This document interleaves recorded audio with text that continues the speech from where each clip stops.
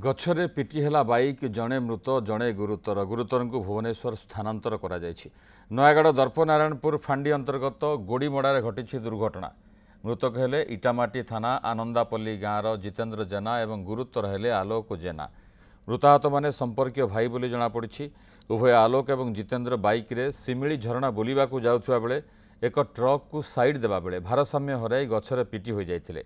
गुरुतर अवस्था उभय को नयागढ़ मुख्य चिकित्सालय भर्ती करा जायथिला।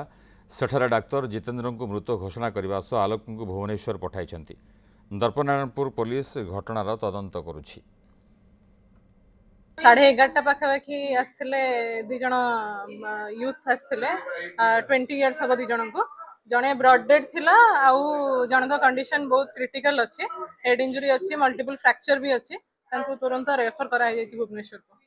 नहीं एक्सीडेंट ही थिला बाड़ी देथिले से माने बाइक बाड़ी देथिले बोली कहउछन्दी गछरे जणे थिले आलोक जेना जे क्रिटिकल अछन्दी आउ जणे थिले जितेन्द्र जेना जे आनंदपल्ली गाँव